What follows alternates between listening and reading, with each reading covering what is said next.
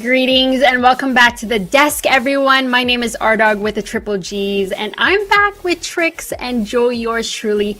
This is PCC number 8, day 1 of the Swiss stages. Exclamation point bracket in the chat will help you follow the bracket in the Swiss. We just finished watching Flow State and Bad Timing, but now it's time to watch Dirty Lake and the boys versus the Professors.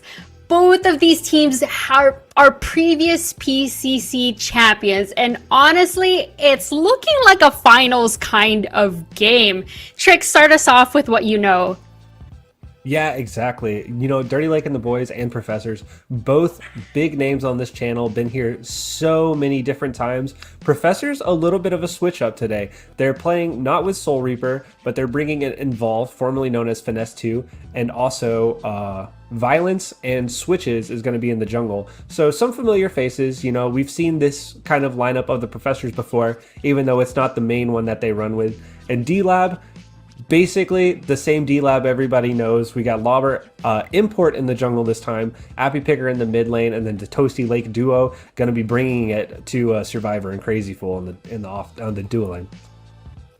Yeah, today's going to be pretty dang interesting in this last game right here. Kind of feel like a lot of the games today was kind of one-sided for the most part, but we're having two top teams for today, both 4-0, just going at it to see who's actually going to be the top dog for this Saturday day right here. So I'm actually really excited to see how these two teams are going to duke out with each other. Both of these teams are the cream of the crop. They are both 4-0 right now in the Swiss stages. So reminder again, exclamation point bracket to see where these teams are standings. But D-Lab are our most recent PCC champions, taking it all in PCC7. But they're back with Import. And I know both of these teams have been scrimming against each other, but can they do this again? Oh, I have no doubt in my mind. Import is definitely not a downgrade. He is probably, he's definitely top 5, potentially top 2 junglers in the game. He's very knowledgeable about all of the matchups. He's one of those junglers that seems like he's everywhere. You'll see him in the off lane, and then all of a sudden he'll show up in the duo lane. He'll somehow be at both objectives at once. This is definitely a team that can take it all the way, but also Professors in the same way. We've seen the faces. We know that they're capable of pulling it out. This is basically, like you mentioned, a grand finals match on day 1, and this is the beauty of the Swiss bracket. Yeah, both teams just having like some of the best players in each and every role. Normally you can kind of look at one team and be like, okay, they're going to play one duo or going to play one off lane. But really they can play one just about any other role because all these players can have the potential to just carry the game. So I'm actually really excited to see, especially the jungle for the jungle matchup coming up right here. And speaking about matchup, we're waiting on the draft to still be prepared at this point. But we're looking at the jungler. We don't have Nivula, who is usually the jungler for the Professors for this PCC number 8. It's going to be Switches. So far they're doing well for themselves, knowing that they're both 4-0. But when you're looking at as well as the duo lane, it's going to be Survivor Crazy Fool duo versus the Lakeinator and Toasty. So I'm curious to see, what types of heroes we'll be seeing from both of them. What are you thinking, Trix? Yeah, I mean, we've seen the Toasty Lakeinator comp before. They like to, Lakeinator is kind of famous for fall behind in lane, farm for 30 minutes, and then show up with 6 items, 300 farm, and run through teams. Survivor and Crazy Fool, they always ban that phase because they say it's uninteracted. They don't like to play against it. They kind of want to get some of those early kills, put that pressure on the objectives. But like you mentioned, they're not playing with their jungler, they're playing with the substitute Switches, which I think is kind of going to be the biggest skill differential between players on both sides. That Switches versus Import matchup, I think, and this is where we're going to see the teams try to open up the game, especially on the side of D-Lab. Maybe take advantage of a little less chemistry, a little less team cohesion on the side of Professors, and maybe squeak out a couple early objectives and snowball that into an Orb Prime team wipe and win the game off the back of that. Yeah, so the phase ban that the professors always love to do. It's gonna be, I kind of consider almost like a kryptonite at this point, because sure, it's probably like a small band to kind of go with it, with a smaller roster back in the day. But I mean, we've seen in this like tournament, Aurora, Iggy, Saris, Quan, they're all high prior picks and bans. So if Professor is gonna keep banning the phase, they're gonna be like really just limiting themselves. And yeah, they're actually not banning the phase because they are respecting the potential and like the menace that the world brings to the table in both the offlane and the jungle. But kind of surprising to see D-Lab banning out the gadget though as the first ban right there. We know that Finesse or Involve actually really likes the gadget, so I think this is why they're targeting that gadget and taking her off of the board. But Gadget, surprisingly, in the Swiss stages, she's been a priority pick for a lot of these teams. So seeing her as one of the first bans is... this is the meta, and it's evolving and changing over time. So we now have that gadget taken off of the board. And at the same time, you mentioned, Joey, that Aurora, who's able to provide that crowd control and have that initiation as well as escape taken out, and a Sevarog. Yeah, Sevarog is definitely that signature pick for Lauber. You know, he loves it. Like you mentioned, banning away the gadget from Involve/Finesse is really good. We've basically only seen him on Gadget and Gideon, so I would expect for D-Lab to try to prioritize that pick in the next round and really put him on something that he's not comfortable with. But two more familiar faces, the Zarus, the Drongo on the side of Professors. We've been seeing them basically every game. The Zarus jungle is so strong. We've beaten to death how useful the Colosseum is. And Drongo with the rad rounds, we all know how much damage he can do. He can pop people, and especially against the Sevarog, having the Gag Grenade and the Shrapnel Cannon to kind of peel yourself and take away a little of that mental stack from your support is probably going to be proving invaluable in this game. Yeah, it's making sense why they banned out the World too, because they really want to play around the Saris, and like Saris hates going against the World because he caged someone or plays ultimate, and Saris just doesn't get to actually use his cage at all. So it's actually very good setup on the first half by the Professors. But D-Lab going with the Decker and Greystone pick. We haven't really seen Greystone at all in this tournament. It's actually kind of surprising to see him pick up this early. It's almost kind of like Greystone's kind of pick you can kind of save for the last two picks. Why? Because no one's really expecting the Greystone pick to really come out of this D-Lab kind of comp. I always want to see D-Lab pick up the Iggy and Scorch, because Iggy is actually really good into Saris. He can kind of boop him out his own cage, and then Saris and his team try to follow up on whoever's cage, and Iggy can just do a lot of damage to kind of scale them away almost. So I almost feel like there's a kind of lost opportunity to pick up Iggy right here for D-Lab, but maybe they're trying to cook up something with that Greystone pick instead. We'll have to see. Greystone, we haven't seen him at all today, so that's going to be import. It's going to be in his hands. But Toasty piloting that Decker, we know how good of a Decker support he is. So we'll see how he shows up in this game. But the Richter in the hands of Crazy Fool yet again. So he's going to be able to use his Riplash if he lands his hooks. But like you mentioned, Joey, that Iggy, he's been banned and taken off the board. Yeah, this is really a kind of a weird draft. It's almost like both teams have a gentleman's agreement to let each other get their comfort picks. You know, Crazy Fool's pretty known for his Richter. Survivor is known for his Drongo. Lauber's known for his Sevarog. Toasty on the Decker. Like, it's very strange to let the other team basically have the characters that they feel the most proficient on. But I mean, I guess if both teams are doing it, it's really actually just going to come straight up to who are the better players. We see the Steel ban, we see the Iggy ban, just like Joe was saying, a missed opportunity for D-Lab, in our opinion, to not pick up the Iggy and Scorch, especially after we've been talking about how much zone control is so useful, and we're seeing a big deviation from that in the way these teams are drafting.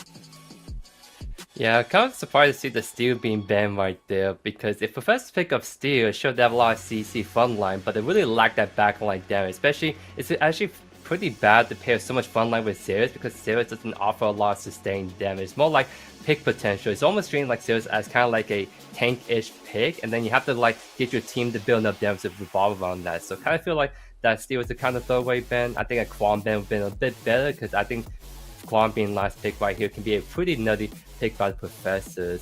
But Gideon mid, not too surprising right there, and then the Hauser mid, not too surprising there either, because Hauser can be pretty good into Gideon, and then D-Lab picking up Trim Blast as their ADC going to Professors.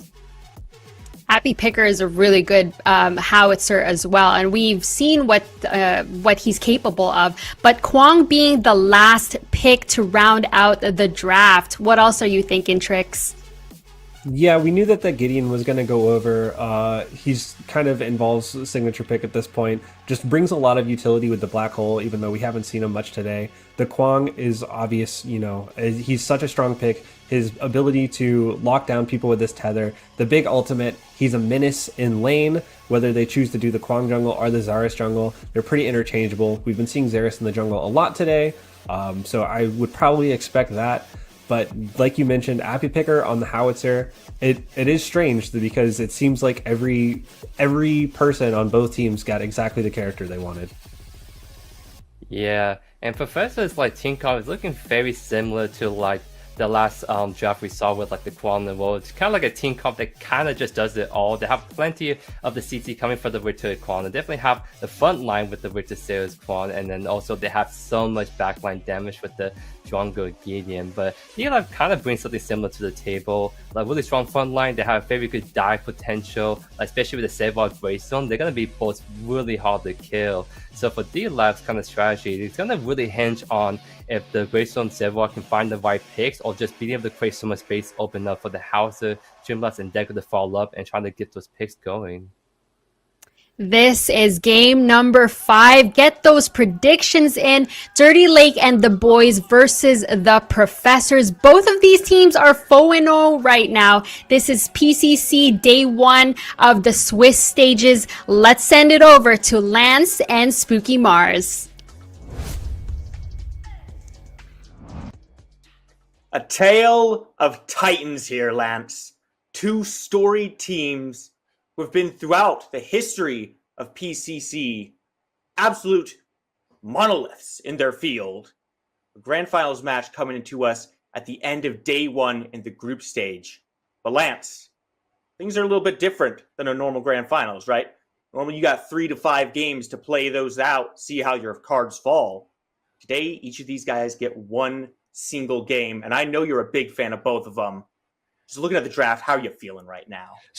I feel excited and eager to find out what's going to happen here. You mentioned it before. This is only a 1-game series, so we don't get to see them play over and over again. But as Trick said, it felt like everybody got their comfort picks here. And as we were moving into this, I feel like I just have to start by emphasizing this offlane. This is Lauber's pick. Sevarog is Lauber's champion. Yep. Everybody understands and respects the fact that Lauber is dangerous on this. I don't know if he's played into an offlaner quite like Violence, though. The last time we saw Violence play in a PCC, he ran away with it. He was our PCC 5 MVP. He took 6 and 7 off. He is back once again with Professors, and this is a measuring stick for Lauber. I believe that Lauber has a good opportunity in this lane, especially into the Kwong, because we usually saw Violence on a lot of the damage dealing heroes that were high impact early, like the Grux, like the Feng Nat Maui, a little bit different style in the Quang, but still a very, very, actually it looks like switches in the off lane and Violence is on the Zarya, so it does fit his play style, and it eliminates the entire point that I was making, Spooky. But it does bring up a new point for you, right, Lance? Violence being on the Xaris in the jungle, well, not to put too fine a point on it, but it allows him to enact a lot of violence across the map. And as you mentioned, he was a force to be reckoned with the last time he was here on this stage. I can only imagine that he wants to get the Professors off to a good start against the now reigning champions of Dirty Lake and the boys. And this one's going to feel really good for whoever wins. The confidence that you get for being that team that hits the 5-0 mark, for beating either the defending champion or one of the favorites in Professors to move on to that next spot. Get yourself a slightly easier game to start the day off tomorrow as well is really big for the egos, as if anybody on either of these teams needs any boost to those with the way they've performed in the past. But now we start the conversation. about these duo lanes over here. This is what it is about for these teams. Everybody knows Lakeinator and Toasty, defending PCC champions, Lakeinator top 6 in all roles, but still somehow getting carried by Toasty, versus Crazy Fool on his comfort pick, the Richter, with Survivor on that 0 ping, not missing any autos. That is probably 2 of the best 3 duo lanes in one game here against each other. That is where I expect a lot of this early focus to be put on, because if you get the enemy behind, you're putting some of their best players behind. If you get your people ahead, you're putting some of your best people ahead. Absolutely. And you could see that, the professors were looking at that as well. We had Violence hovering over on this left side, trying to smell out if he had a gank opportunity there. Might see a little skirmish over here on the right side. Lobber very low, switches, has to switch targets as Import comes in, starts chasing him down. But I don't think this is the retreat route the Switches is looking for. He's got to go right into the tower. Import going to be picking up the first blood for Dirty Lake and the boys. Knock them up 1. They're feeling good. Yeah, put Import onto the board. Switches finds himself chasing Lobber into the enemy jungle, gets himself into a bad spot, was trying to get that execute. Import does have to burn the flash in order to make sure that he gets that kill, but the gold you get for first blood, very worth giving up your flash early, especially if otherwise it's going to be an execute. Had to capitalize on the time spent away from farming, chasing down Switches, but an early lead for Dirty Lake and the boys. Import, the new member replacing Norf, as Norf has some obligations going on this time, able to make an impact early, as you would expect somebody of Import's level to be able to do. I just want to shout out the awareness from Dirty Lake and the boys right now. We've seen Violence try to make a couple rotations on this map. And it's Dirty Lake and the boys always knowing exactly where he's at, not stepping too far forward. And it really feels like Bizarre is struggling to find that early vantage point that he wanted to go for, right? We've seen him trying to find some kind of lead, but there's just no opportunities there. And that opens up the rest of the map for Dirty Lake and the boys to fight back with the Switches. Question is, though, how much time does Violence have, right? It's not the end of the world to not have a kill by 4.5 minutes to the game. But where are you looking for him to really start hitting the gas? So you start hitting the gas as Azaris in the jungle around that level 6 mark. You don't have the early game impact in the lane when you're not 1v1 up against each other. Hold on, we got a big hook from Crazy Fool. Yeah, Toasty in a bad spot there, very low. Just Survivor blinks forward, but another blink from Toasty puts him up high, away from danger. Here comes Involve, looking to get involved. He puts Toasty down. It's now a 3-on-1 against Lakeinator, who has to burn the flash. Trying to find the Whiplash, doesn't quite connect. Crazy Fool might not be happy about missing that hook. He's more than happy with the kill they got. And the hook that started the fight as well. He pulls Toasty into the tower. Toasty, almost hero, able to survive there, does get the blink up, uses Survivor's blink, who chases him as well. But, Involve gets involved in the map, roams over to the important lane we highlighted earlier, gets that pick up for himself, gets a little bit of gold into those pockets, start building those items that you need as that Gideon, which, speaking of which, a lot of the times you see that Gideon moving towards the True Silver Bracelet route. He may not have to go that route, as it's only the Decker on the enemy team that can really stop him if he gets enough verticality onto it. So it'll be interesting to see Involve's decision making with what he's going to go, if he wants to go more bursty, blow somebody up, or the protection. Nice little shot of the rump of Decker there. Shout out our observer Tedium for that one. You can have that one. I'll let you have that shout out, Lance. But Evolve, Tedium deserves the credit. He deserves something. All right, I'll give him that much. Keep your eyes on this map. Crazy Fool is Survivor rotating back in. And Evolve, who has made some good awareness plays so far, make that early rotation, bringing this game back up to even. It's a good look for the professors, and it takes a little bit of that pressure off of Violence as well. I know we've had a lot of conversation around him just due to his performance in the last PCC5 he was in. But there's so much strength in this professor's draft. They're not ones to really care if they lose a first blood kill, right? That's not going to put them behind too far. It's something they can't climb back from. And just the willingness to just start moving around this map and make all these different pieces get active. Just seeing another little skirmish over on this duo side. Toasty, once again in danger as Violence makes his name known on the map. There's so many things they have to be aware of right now. There is, and one of the things they were aware of, which allows them to get that gank into the Toasty Lakeinator lane again, is the awareness that their blinks are down. Survivor uses his blink at the exact same time that Toasty does. Lakeinator used his only a couple of seconds later, so they have the timers on those. They know that they're vulnerable, and they know that the Fangtooth is where they're trying to make their first move to, but the other people have shown up. Lobber comes in over the top. The Fangtooth goes down to the Professors. Decker tries to find a stun, not going to quite hit, but Lakeinator finally gets active here. Involved has to blink away. Portal taken as well, but Happy Picker puts Survivor down in the back end of this fight. As a 2-for-0 in favor of Dirty Lake and the boys. They trade out the Fangtooth for it. I think you're willing to take that trade. It is only first Fangtooth. Yeah, it extends the buffs a little bit, but none of those major buffs that they need to have extended are quite in play yet. We do see Lobber and Switches kind of going at each other, both going to root each other in place, kind of look at each other like that Dr. Seuss book where they meet feet and just are stuck looking at each other. Gonna move back over to this and get some farming up, but you don't know about, I can't remember the name of them, and I think it's the Sneeches or something. We're moving past this, Spooky. We have to continue to focus on something else, which is the fact that the duo lane for Dirty Lake and the Boys still does not have their blinks up. I would expect to see Involve and Violence continue to hover that side of the map, kind of ignore where Switches is at, as he's just trying to go even with that Sevarog for the time being and make a large impact into the team fights later. But we are getting to the point, everybody's ultimates are coming onto line. Import now has that double life with the Stoneforge Soul. Toasty getting very close to hitting level 6.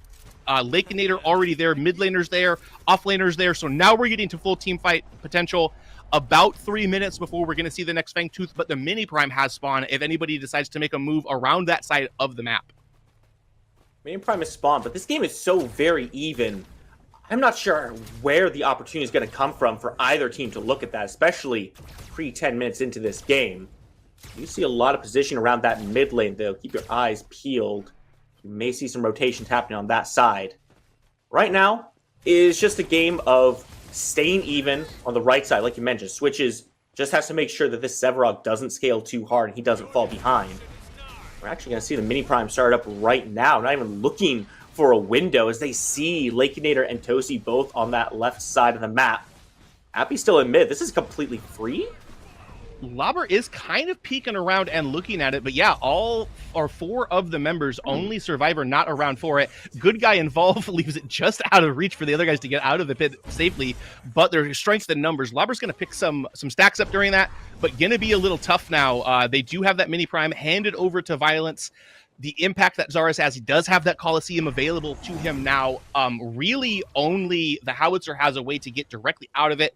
Yeah, you can subjugate, or you can Colossal Blow him out if you're Lobber on the Sevarog, but the Coliseum's going down, and it's probably going to stay down for the side of Professors, and it is available, and he is or prime buffed up right now. Yeah, you've got to be expected to see Violence getting active on this map in the next few minutes here. Small skirmish. Lobber's probably not going to have too much kill potential over here on this right side. But keep your eyes on this Zaris in the jungle. He's hovering this right side so hard right now. Because if they can get a kill onto Lobber, if they can start putting the Sevarog behind, that should be a massive boon for the Professors. We just haven't seen too many opportunities for that to happen. Both teams are playing this very intelligently, right? You saw Dirty Lake and the boys knew that that mini prime was going down. Lobber had eyes on it. Happy Picker made an active choice not to rotate to that, and that wasn't a choice he made on his own. Dirty Lake and the boys are confident about their scaling, but there's a fight down here on this middle lane as well. See the Stoneforge Soul come out from Import. Violence disengaged. Happy Picker up from the skies, raining the fire down. Violence so close. He's jumping right into Lover, and he blinks out of the Coliseum immediately. What a play from Violence to keep himself alive. It is a play, but it's a reactionary play because he's caught in a spot he does not want to be. You don't want to lose that orb prime buff in that situation as well. Ults to Lobber to get himself a little bit further away from the rest of D-Lab, and then has to blink immediately. Well, speaking of blinking, Blinkage, miss it, Crazy Fool, drops the ult, immediately gets picked up by the missile from Happy Picker making a rotation.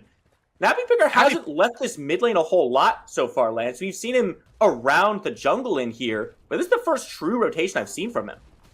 And that's part of what it is like to play into a Gideon, especially in these early levels. Now Howitzer's getting close to the point that he can kind of keep up with him because of the pressure he can put on in the lane. But the Gideon's going to out-rotate you earlier, as we saw Involve come through, pick an early kill up onto Toasty in that skirmish we saw earlier. But Howitzer's job in that situation is just kind of push that lane. While Gideon is gone, you let your people know he's gone, and you try to shove into that tower. Doesn't have an insane amount of damage onto the tier 1, but is trying to just kind of stay in and get ahead in the farm in that spot. We do have a little bit of skirmish going on, but these big health bars, not much going to really happen from them. But Howitzer is a hero that you need to get a couple of items on so you can start really 100 zeroing some of these people. Crest starting to come online for a couple of these heroes as well, which is another spot where you're going to see the power come up from the Howitzer. What a cage. Violence locked in, but Import immediately pulled back, somehow gets his way back to Toasty. Immediately separates. Survivor drops the shrapnel cannon, and Import cannot stand against that damage. Happy Picker making the rotation in, trying to help out his team as Lobber brings up the rear, but Rock's dropping, and oh my goodness, Happy gets pulled in, and a black hole puts them over the event horizon, puts them in the dirt. Happy goes up into the skies and answers one back. Crazy Fool gets dropped down as Lake Nader's now chased out by Switches, trying to find the last bit of damage that he needs. And Nader limps away, but he cannot find a way back out. This leaves Lobber in a 1v2. Involved tries jumping away, but Lobber just follows him right on through.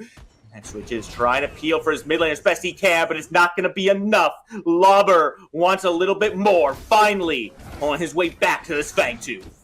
Oh, Lobber sees that they've got 2. He says, well, you need 3. He takes down Involve by himself. That team fight looked like it was going the way of Professors earlier. That black hole was beautiful from Involve. Crazy Fool hit 2 good hooks to set it up as well. But as the cookie crumbles, it ends up D-Lab in the favorable position at the end of it, able to pick that Fangtooth up for themselves, get it knotted up at 1. Both of them get the extension to the buffs that they will be picking up, even up the gold from the neutral objectives as well. And this game is very tight right now. We are in pretty much an even deadlock as far as where they are at. I still believe no tier 1 towers have fallen as I'm looking at the minimap right now.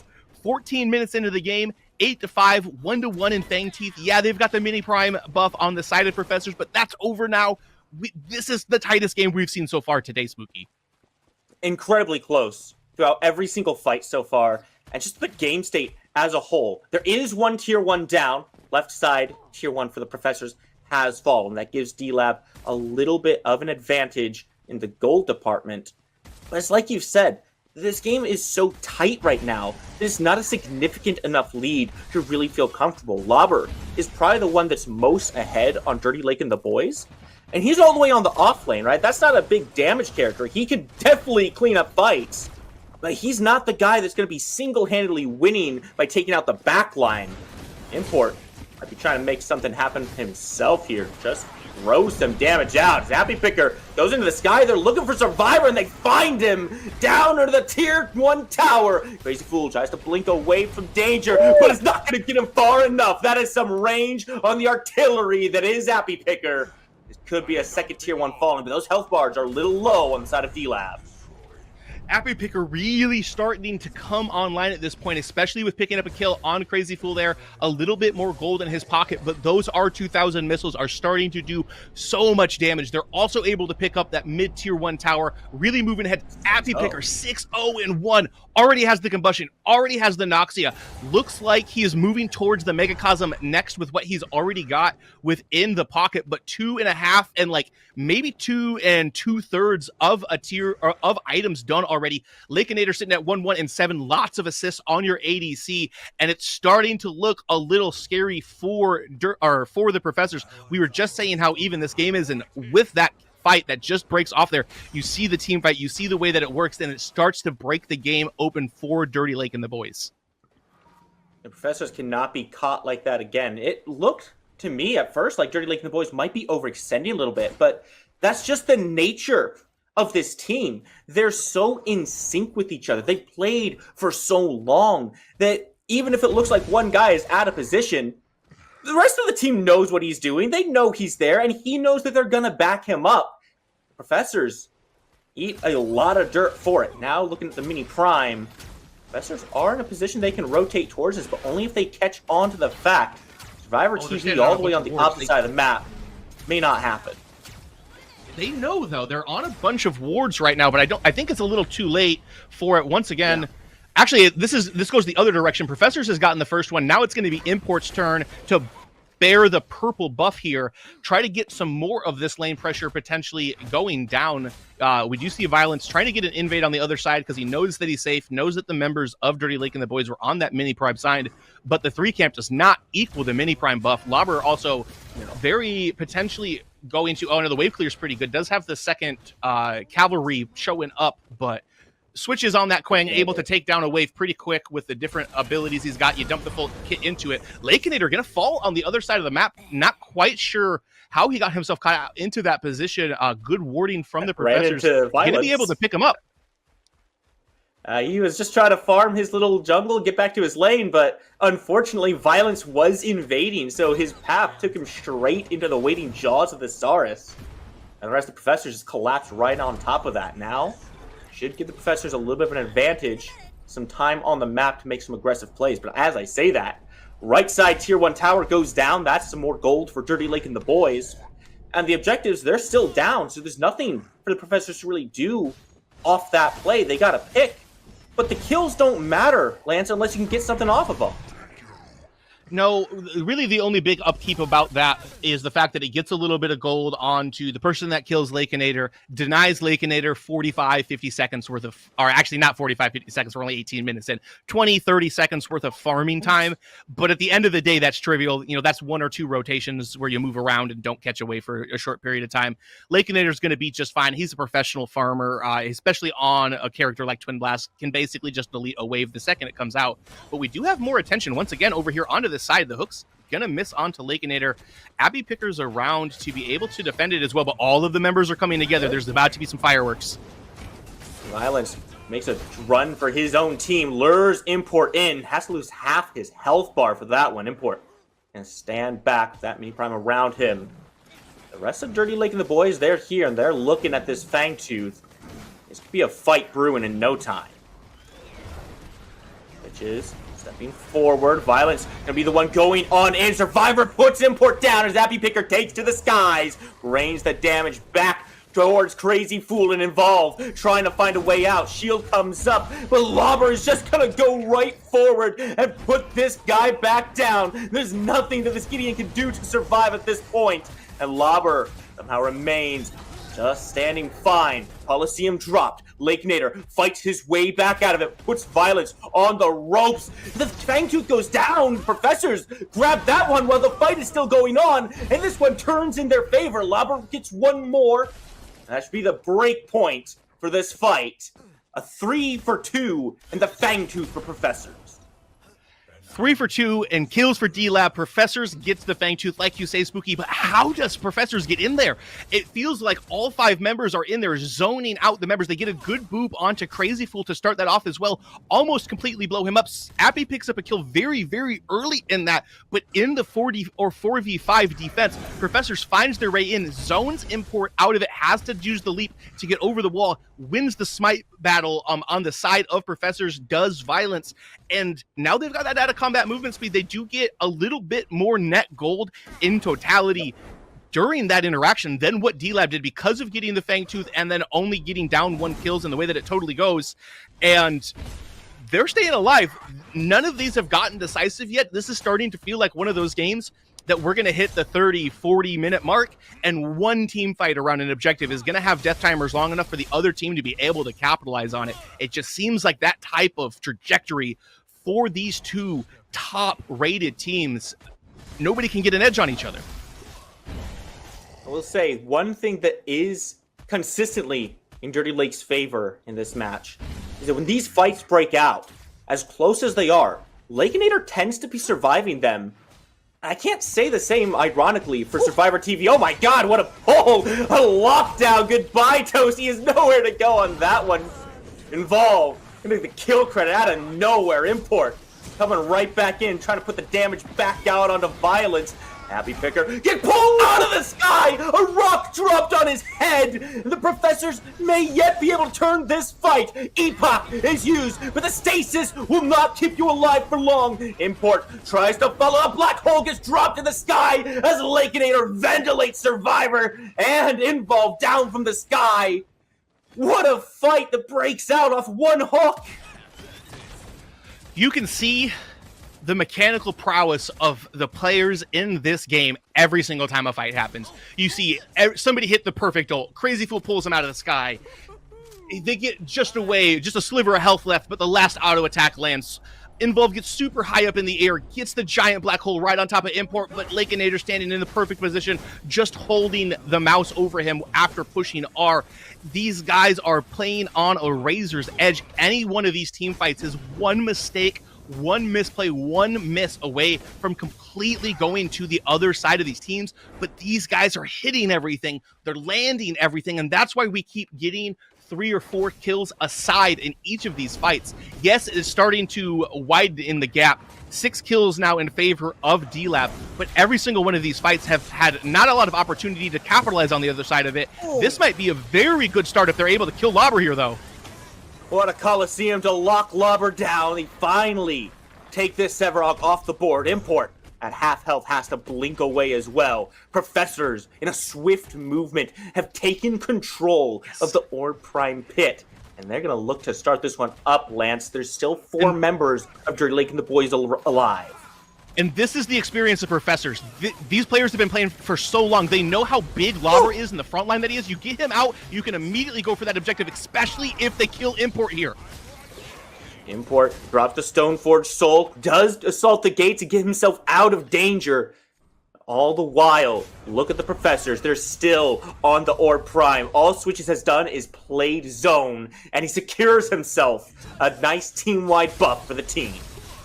And I'm letting everybody know who out there that is watching this game, looking up to these pros, trying to learn how to play these games. Switches is the MVP of that fight. He zones both Appy and Import away from it, while the rest of the Professors are doing that buff. Lobber is dead. He's in the base. He's also watching this happen just like you and I are at that point. So there's no way for Toasty. There's no way for Lakeinator to try to walk in and face tank that into 4 members of the Professors in that Orb Prime pit. They would just get instant deleted. That is wonderful team play out of the Professors and specifically out of Switches in order to be able to keep the contention away on the side of D-Lab. And just like that, what was a 6-kill lead is now shrunken down to 4 as Lobber being looked at once again. Crazy Fool doesn't quite hit the hook, but he does drop the ultimate. Suppresses Lobber for just a moment. Skewer's not going to be enough to get him a kill, but it does keep his team alive. I'm not sure that Survivor dies there if the Colossal Blow from Sevarog lands on him, but he uses the Liberator in order to be able to keep himself safe. They almost turn it around and kill Lobber again during that process because of the fact that he didn't get knocked away by that, and then Crazy Fool immediately finishes or follows up with the skewer from the Rick. But nice reaction speed out of Survivor there, doing what he can to be a Survivor, because I think Lobber is going to swallow him if he doesn't. Speaking of Lobber, he's coming back around, looking for a flank onto the Professor, who are stepping up, looking to try to play this one aggressively. Then why not? You've got the Orb Prime around all 5 members still. This Tier 1 tower stands no chance. I'm surprised the fact that the Professors are waiting so long for these minions to come, and when a single hit will just break this tower down. You have to wait for the minions, I believe, because you want to be able to push towards the Tier 2 as well. It's good for the Professors right here that this Tier 1 tower is still up. Kind of, it gives them an opportunity to get some gold, but it's an easy defense for D-Lab as it kicks off. Happy Pick just drops the rockets from the sky, but it's Violence who finds the first kill. The Coliseum falls down, and it locks everyone in. Import trying to find a way back out. He's already used the Stoneforge Soul. No more health bar for him. Has kept him alive long enough for Crazy Fool to go down. Cage comes through and suddenly it's the Professors. They're on the ropes as Violence tries to find a way back out of this. He's down 3 members of his team already. No damage dealers. The backliners are gone. In the blink of an eye, Dirty Lake and the Boys simply draw a line in the sand and they say no further. and they immediately turn themselves on to the Primal Fangtooth. They know the death timers. They know that violence has to reset. They can see switches on the minimap. This is free for D-Lab. Gonna knot the Fangtooth up 2 apiece. Both of them get that out of combat movement speed, but that fight, that defense from D-Lab, that's not what you're used to seeing. They had the Orb Prime. All they were trying to do is knock this tier 1 tower down, but they know how important that first tier 1 tower in mid is. It opens the map up so much. Yes, they've got the tier 1s on the opposite sides, but they still just don't have that much control of the map because it limits the paths you're allowed to take. If that tier 1 is still up in mid, try to commit to take it. Should have been, in theory, an easy thing for them to siege on, group together as 5, knock it down, get the free 100 gold into everybody's pocket. D-Lab not willing to give it up, and they make the right decision, get a great engage at the start of the fight, and from that point on, they just walk them down. Only lose Lobber, who's your frontliner. He's supposed to be taking damage. All of the damage dealers plus Crazy Fool die on the side of Professors. That's very nice for Dirty Lake and the boys, who now have that Primordial Blaze to any of the damage that they do for when this next team fight, which we know is inevitable, probably 20, 30 seconds from now, kicks off. Yeah, and this is just a case for why Dirty Lake and the boys are your reigning PCC champions, right? That's not a defense that most teams would even consider trying to make. When D-Lab steps forward, no problem, and wins the defense. Now they're the ones on the offensive. Lobber on this right side. They'll be bringing some pressure to this tier 2 tower. Meanwhile, Dirty Lake and the boys, they can play this one slow. They're just waiting to try to find the Professors somewhere they're caught out. With the Primal Fangtooth around them, they've got so much damage, they can just choose where they want to fight. But look at the map. They're just bringing up these minion waves, guaranteeing they have pressure at every lane before they try to go in for anything. And the 2 members that were left that had the Orb Prime buff, Violence and Switches, both have had it expire at this point. So no Orb Prime, no pushing power at all for Professors right now, as they are still facing down, looking directly into the eyes of these people with the Primordial Blaze. Nice little long-range stasis bomb from Toasty there. Get a little poke down. That Primordial Fangtooth really does help when you're just throwing poke out like that with the damage that it can do. And, you know, Appy Picker still such a monster. That Primordial Blaze feels so good on Howitzer because of that range that you have to have.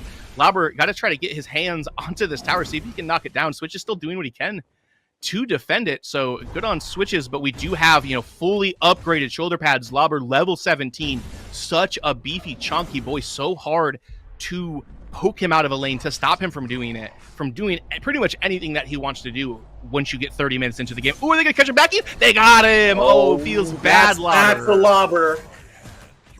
Oh, you can't be lazy back in like that, Lance. Well, That's if tragic. you say Lance can't do it, it's not true, because I do it all of the time. You don't expect something like that from Lauber. Lauber is a mathematician. He is a very smart boy. I'm sure that he was trying to do the calculations in his head for how many milliseconds he was from basing, and he thought he was going to be good. Sometimes you don't clutch it out, and that probably opens up this prime buff for the Professors here, as Lauber is still down. Yeah, they've got the tankiness of Import, but they're not even going to try to contest it. Import actually in the mid lane dealing with a wave right now. You know, I can't even say that I blame Dirty Lake and the boys for this decision, right? They've defended against the Orb Prime once. They said, okay, let's just do it again. The tier 1 is already down. Nothing they can really do about that at this point. Excellent plays from Professors. Sure, they lost their own tier 2, but the fact that they kept their inhibitors is what feels like allowed them to make that play on Lauber by playing so defensively and safe around that siege. Right, and you know, once again, Switches kind of being the unsung hero on the side of Professors, was able to catch Lauber, take a decent amount of damage to him while he's pushing that tier 2 with the assistance of that tier 2 tower in the off lane.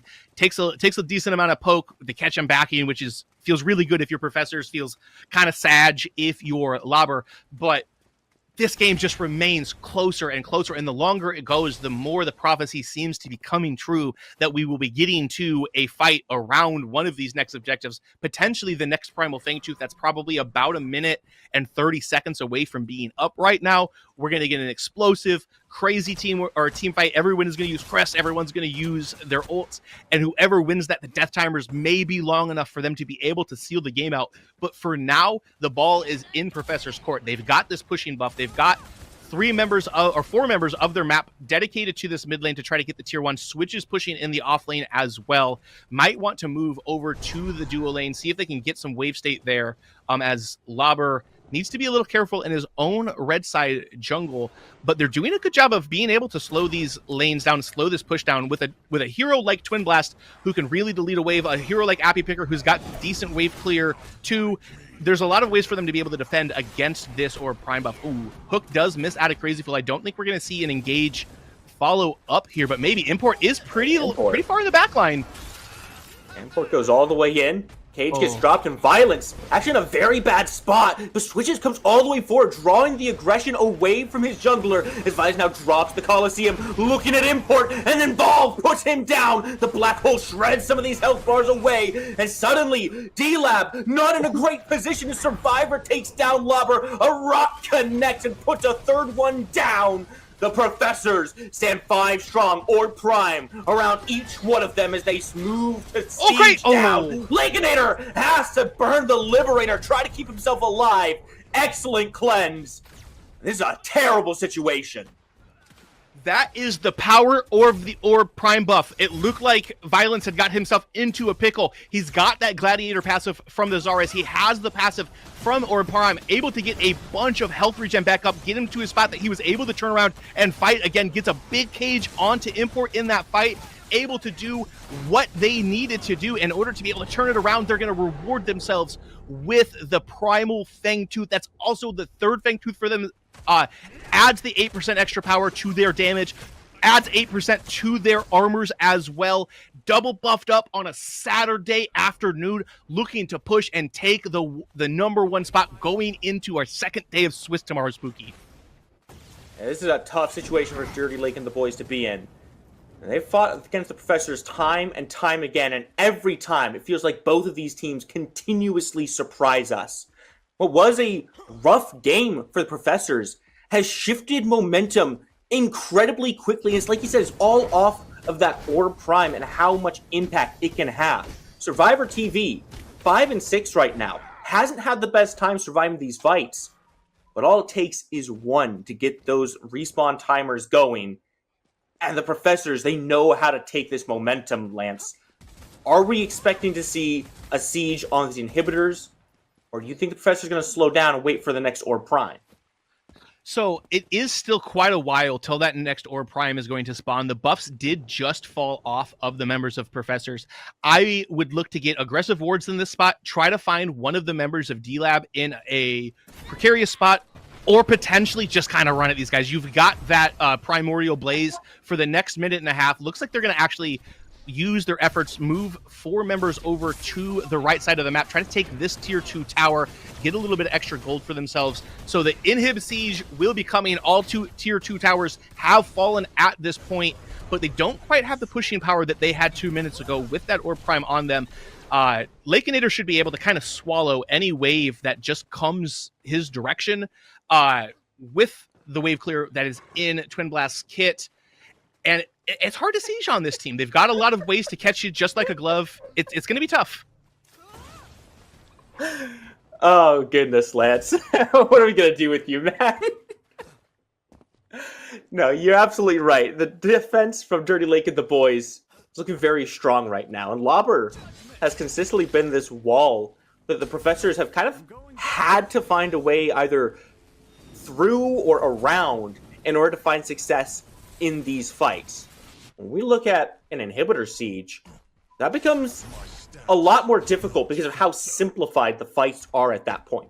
Lauber's going to stand in front of the Professors, and there's not really an alternate route the Professors can take to catch him out here.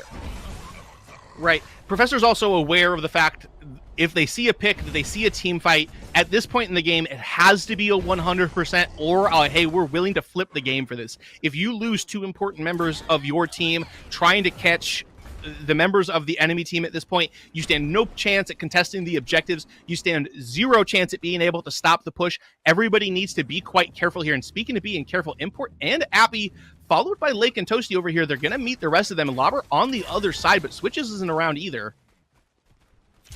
Looking, still just kind of dancing.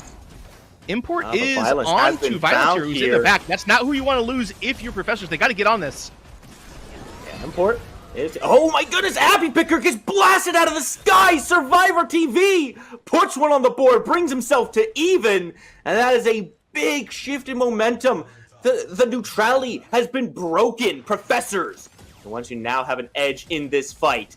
Toasty and Lakenator fishing for some damage onto the Professors, but they just can't quite find anything. This is now slipping back into a poke war here, Lance.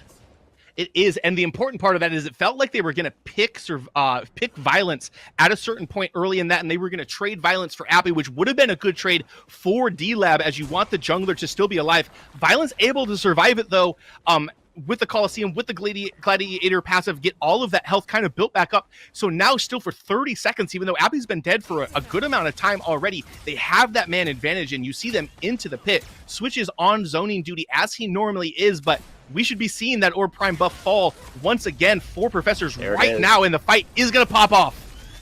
Cage gets dropped, but Switches goes right through it. Does get pushed back by Lakenator. The damage too much coming out from the ADC. He's just going to go back to his team. Oh, what a Crazy hook! Fool pulls one in. Lobber now in a terrible spot, and he's got no way back out.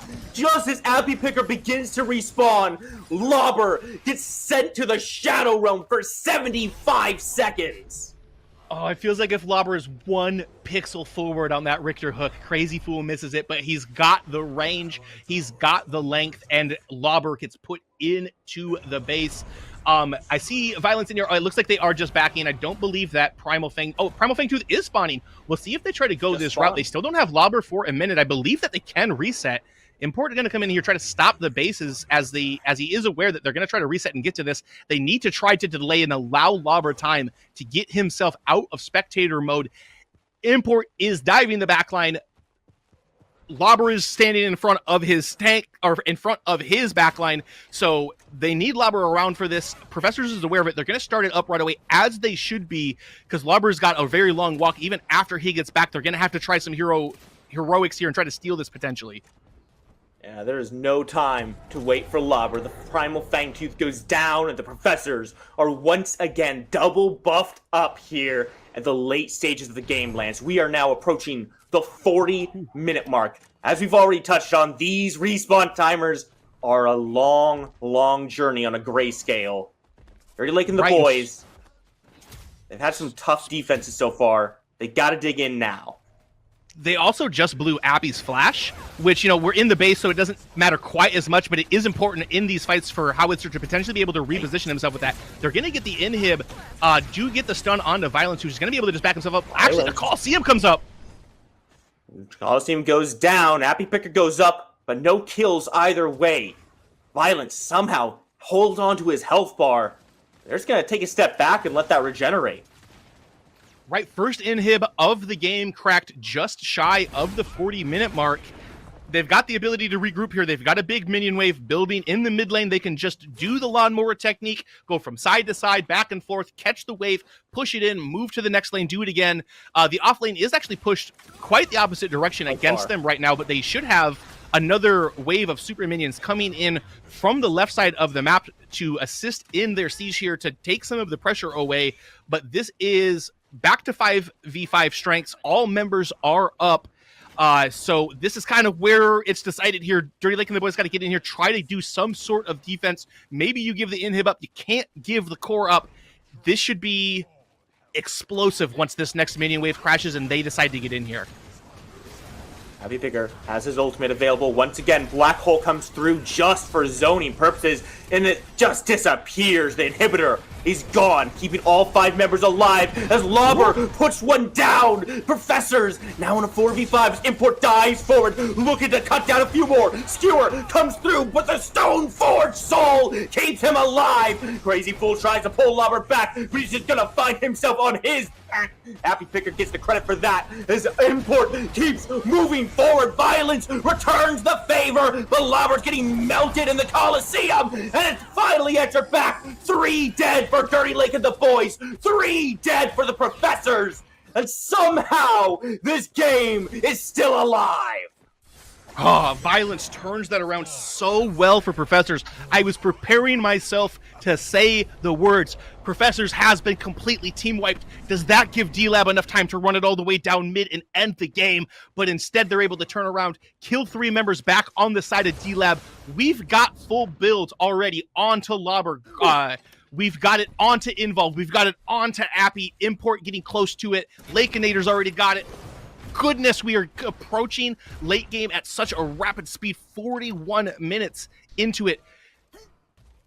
Jiminy Cricket, what's it going to take for somebody to win this game, Spooky? Here's my proposal, Lance, all right? When we reach full builds on everyone, the gold doesn't really matter all that much anymore, so we just let the minions do their thing. And whatever happens with the waves happens. Well, right now, that would go in the side of Professor. Still have those 2 inhibs down. Does look like they're going to spawn pretty soon. Violence here finds Appy Picker. That is not good. You do not want to miss your howitzer here. Violence got to do what he can as the Make It Rain comes back down onto him. Lakeinator's going to look at him, but the Ventilator probably doesn't have the range or the damage to kill Violence there. And Violence more than happy with that trade, I think. He's got his ultimate available, took Appy Pickers away. And it's not the longest cooldown, but it should give the Professors some time to play with. They know that Appy is a little bit more vulnerable right now. Question is, where do they try to push that? We'll have to find out. The other thing about this, we're talking about people hitting full builds. Sevarog on Lobber here has got to be getting close to that max 300 stacks that you can get on him. Violence has got to have several Coliseum stacks with the way that has played out for him, with the way he's put those cages down within these team fights. And we're back to the familiar song and dance that we hear every PCC in every game multiple times. This Orb Prime spawning very soon. We are knotted up 23-23 in kills. Yes, 2 inhibs are down. There's not a single regular tower left on this map. 4 Fang Teeth in the side of Professors, 2 in the side of D-Lab. This one's where it's going to come down to, as long as one team can get several of them down. It looks like it might be Violence or Lobber who gets caught out early, gonna have to use the blink to get himself away, so they will reposition themselves back down around this. Import doing some frontlining right now, kind of looking at them. Did already use the Ice Scorn Talons, looking for a good spot to get in. Skewer comes through, forces the Epoch out from Appy Picker, who immediately takes to the skies to rain death down. Crazy Fool tries to bring one back down, but Involve putting down the black hole. Stone Force Soul is traded out to keep himself alive. Import limping away from this as Appy Picker finally starts to bring some of these targets down. Violence trades one back, somehow still alive, hiding behind the tiny little corner. Throws the spear in near, doesn't quite connect. It's now Involved, fighting for his life, somehow trades him out. What is happening?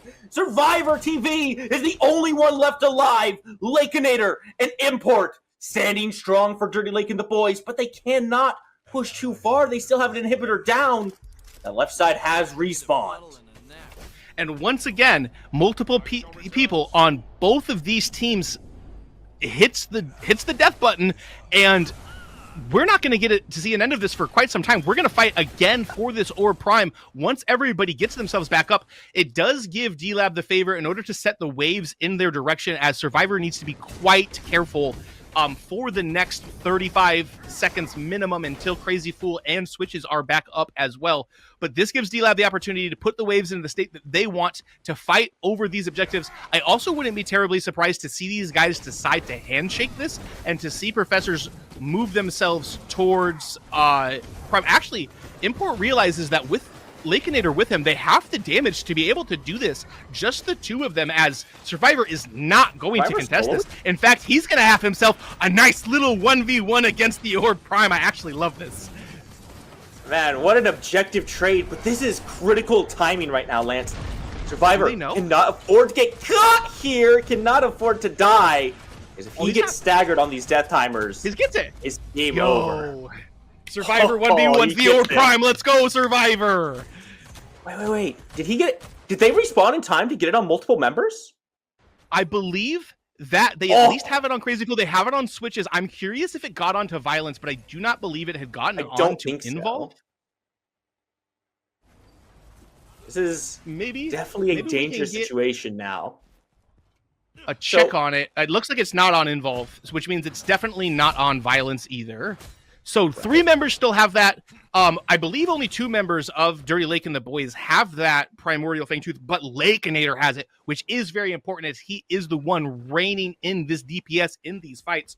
So they split the buffs kind of like what we had expected, and now there's nothing to fight over for the next 4 minutes. What are these teams going to do, Spooky? I mean, it's got to be about inhibitors, right? Like you mentioned, Dirty Lake and the Boys had this time to set these waves up for themselves. Professors have the minion enhancements with the Orb Prime, but who do you favor in that clash, right? Is the Primal Fangtooth on 2 enough damage to outweigh the benefits of the Orb Prime on 3? So, yes, absolutely. Especially because of the fact that it is on Lakeinator at this point in the game, 46 minutes and a half into the game, the value of the Primordial Fangtooth is larger. They also got the third one with that, which offsets the third Fangtooth that Professors had gotten earlier in this match when they got their first Primal Fangtooth, when they got double buffed earlier.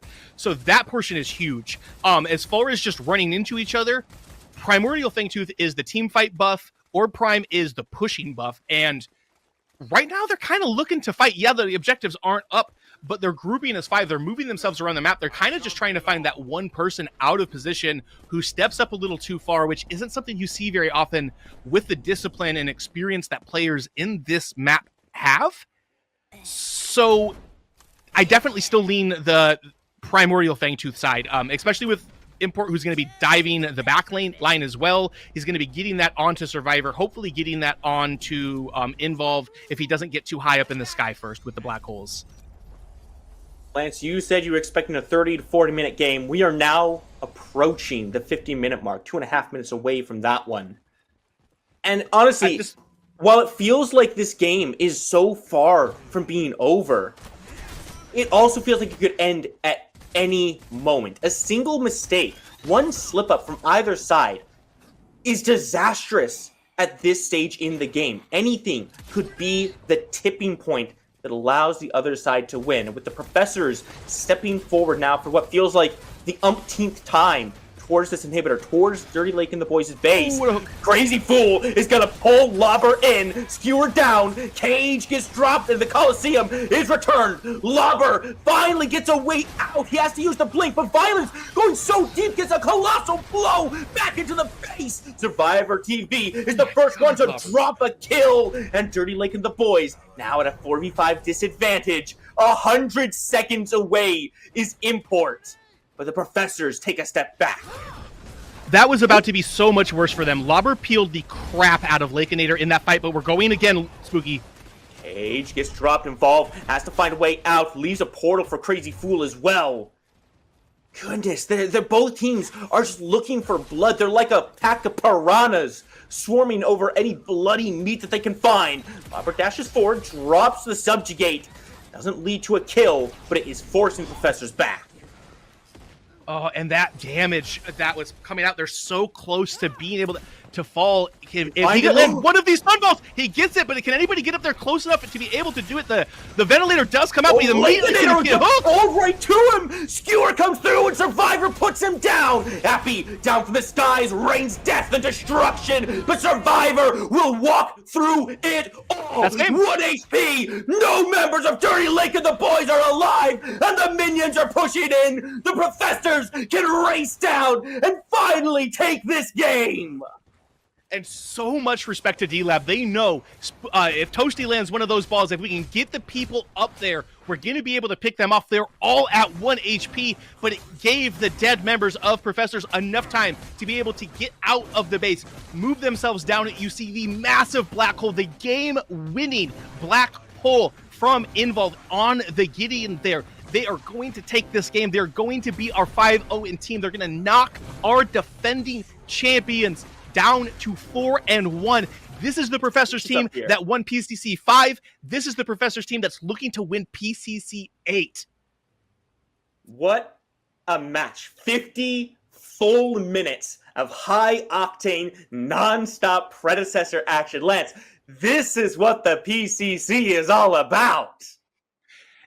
is what it's all about. You can forget about the hokey pokey spooky, because this is where it is at. That will be our last game for the day. We're going to have some more for you tomorrow. I need a paper towel. I don't know if you can see it, but I am pouring sweat right now watching that. Do you have any final thoughts, Spooky?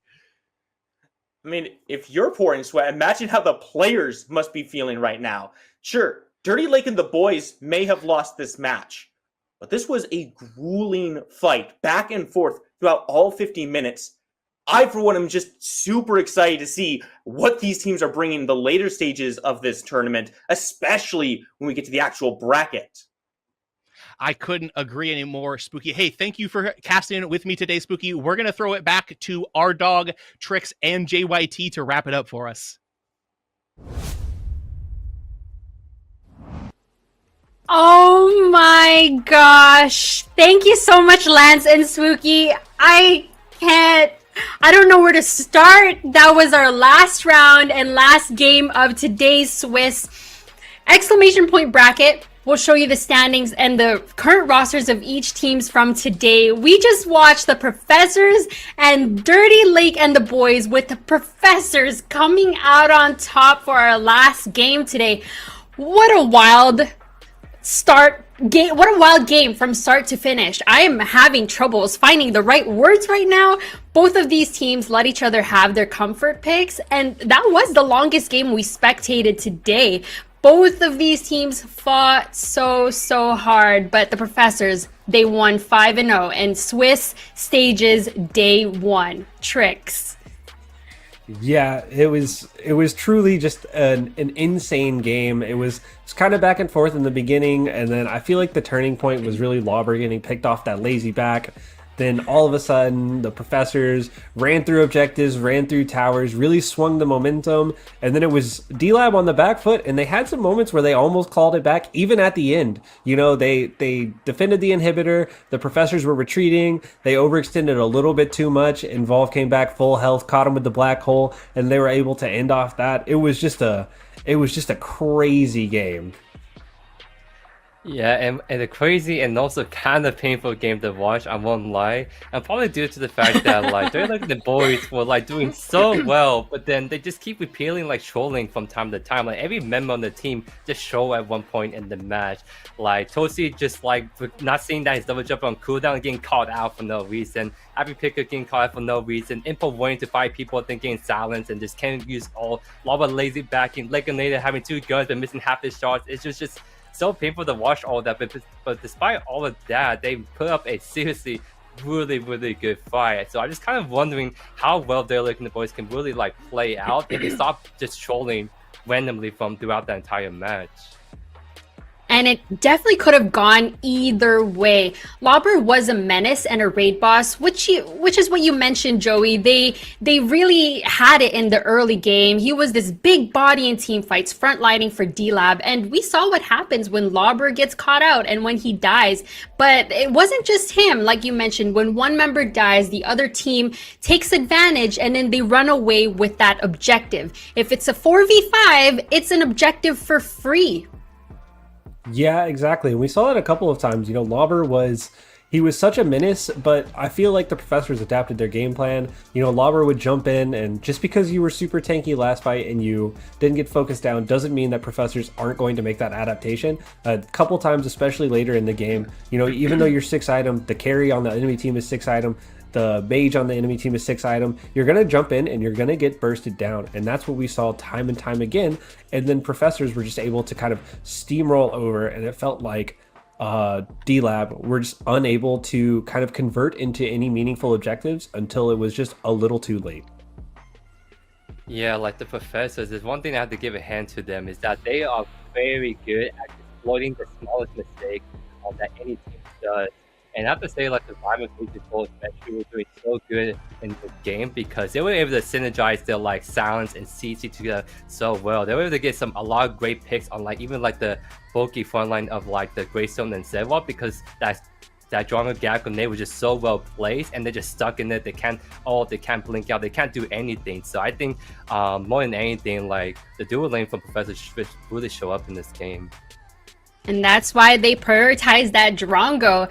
But we say goodbye to 8 teams after today, and only 16 move forward to day 2 tomorrow, where we determine who will compete in the main event 2 weeks from now.